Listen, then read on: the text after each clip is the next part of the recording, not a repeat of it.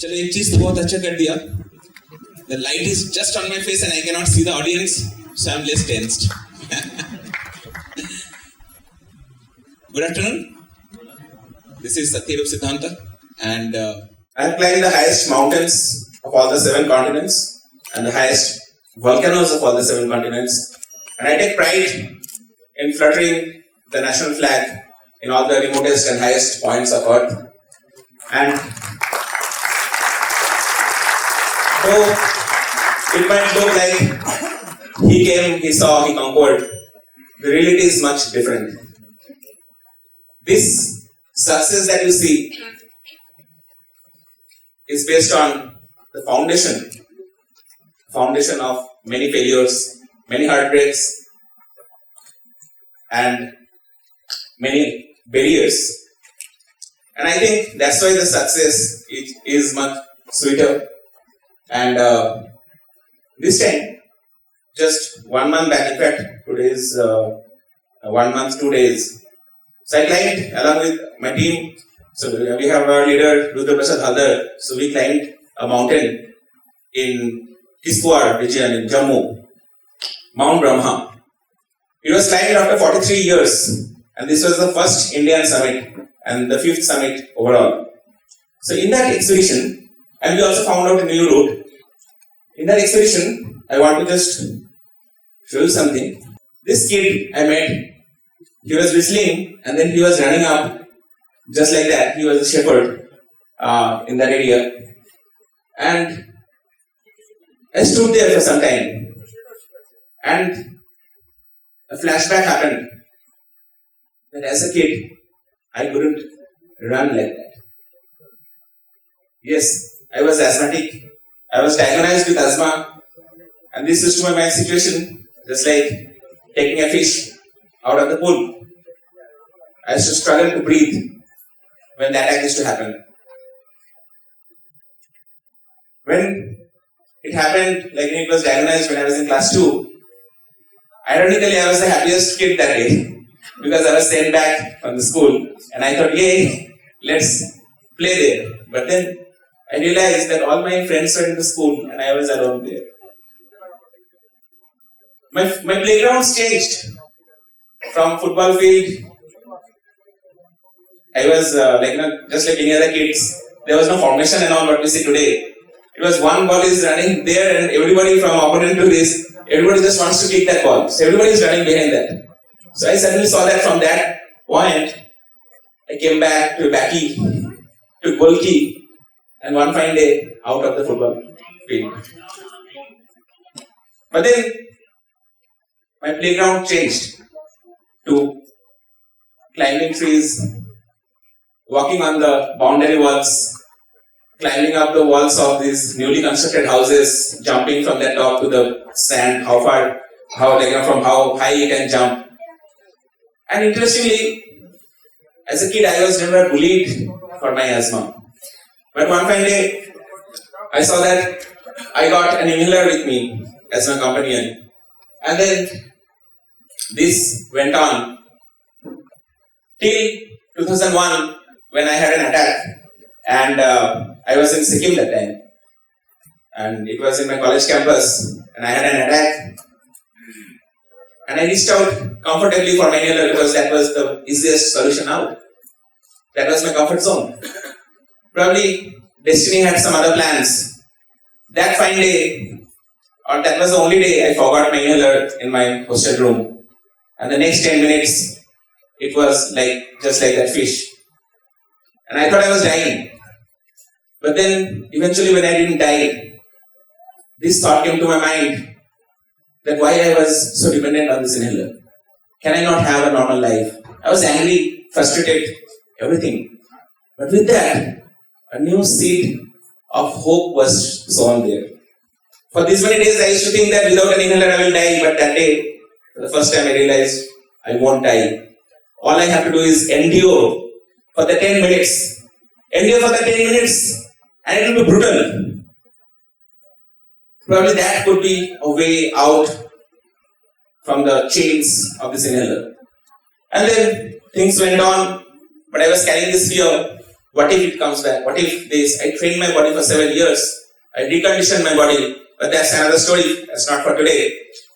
But then, when I first got the courage to try going to a hill in 2008, 7 years later, this hill was a small hill in Tamil Nadu, Malai.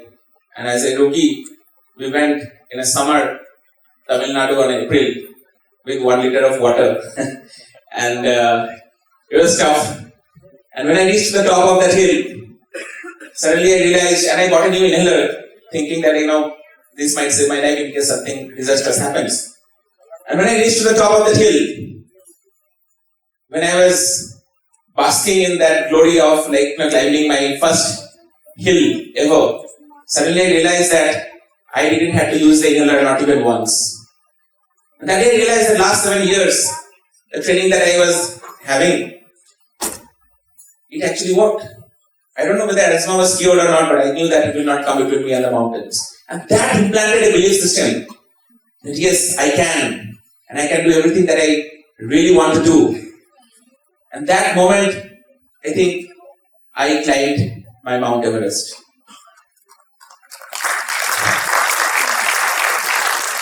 So, though that height was not so high, it was just like a small hill, these small hills creates the foundation of your success. These small dreams gives birth to bigger dreams. And then fast forward in 2010, I went to Everest base camp and I saw Mount Everest in front of me. Till that time I had no clue what mountaineering was. I thought it was yet another trekking peak. And in some pictures I saw Tenzing's picture in General Book of Knowledge. He was holding something, some hammer kind of thing, and some flags were there, some mask. So I thought probably it was so exhaustive, that's why they were taking some oxygen or something. So that was my only knowledge. If that time somebody would have asked what was the height of Mount Everest, probably I couldn't have told because that was not my interest area. And then when I saw this, I promised Mount Everest that I am going to come back without knowing the facts and figures. Had I knew that the facts and figures, probably I wouldn't have allowed myself to dream that big. If I knew that it costed 36 lakhs, when I read the book Into Thin Air, that was the first shock I got. And along with that shock, I could hear the cling of broken dreams. 36 lakhs. How do I get in 2010 I was thinking that and I was counting how many months I had to earn and not touch the salary to make that money. But then, so me and my dreams started becoming one, and then it became a part of me, and I didn't want to give up on the dreams. And then I thought, let's see, what can I do to make it happen? And then, after many struggles, I left my job also just before Everest, because I didn't get my leave. They said that either you go from Mount Everest or I keep the job. So I chose the latter. I chose climbing the Mount Everest. Somehow I managed to arrange all the funds, give up everything. Already I was in loan for climbing the previous mountains by that time. This was my 5th of my 7 summits. And then the job is also gone. At that moment, my parents also came forward. They put their savings, everything on me. And then I was heading towards the cherished dream of climbing Mount Everest. And as I was walking towards the base camp, life was unfolding. Things were it was a fairy tale thing. In 2010 I dreamt of Mount Everest, and 2015 here, this dream is coming true. I was so happy. And then I gave up everything. And I even went and sold bags, women's dress in those exhibitions to get the additional money. I started taking up another parallel consulting, did 2 jobs to fund. Still was not enough. And when all these things were just unfolding, this happened. This Everest, April 2015. The ground is shaking. We will see Kuntal here. This video was shot accidentally by Josh Kabush, German climber. He was Kuntal's friend and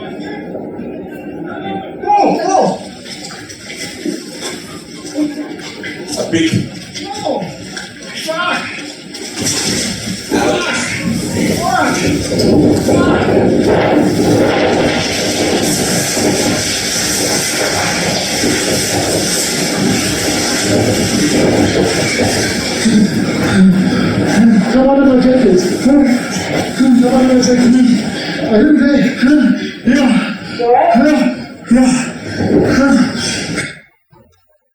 2015, the disastrous earthquake that killed 10,000 people unofficially, or even more. Nobody knows.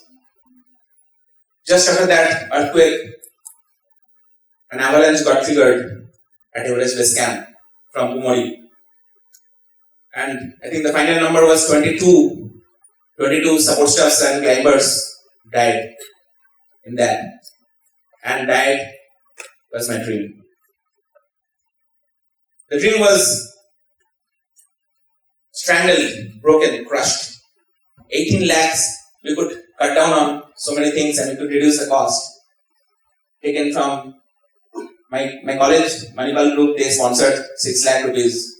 Standing there, I was shaking and I was very insensitive to the situation as well. But first thing was, how do I pay back this money? And then I was broken, but still I couldn't accept the fact that it is all over. Like in a fraction of a second, the whole expedition was over. Not only over for me, for all my team, for all the people there. And in that first row, 5 people, I can say 6, I think Ramlata ma'am was also there in that base camp during that time. All our dreams were burnt and broken. But then, this is what mountains teaches us, sometimes in a nice way and sometimes in a hard way. And then we had to regroup ourselves. Seeing those dead bodies, it gave a different kind of realizations. And I thought to myself, that what have I lost? I have lost an opportunity. I have lost money. Yeah. But I have one thing, that is my life, supported by hope. If I have this hope, and if I am alive, tomorrow I can come back again. If not tomorrow, one day when I can make that money, one day, and that day could be 70 years also, at the age of 70 years. And incidentally, let me tell you, people have climbed at the age of 76. People tried climbing at the age of 82 as well. But then I brought back the broken dreams. Like, there were things dying everywhere. When I was roaming around, suddenly I saw this book, Dead or Alive, as if it was a question to me, that am I dead or alive? At that point I realized that I could have been dead.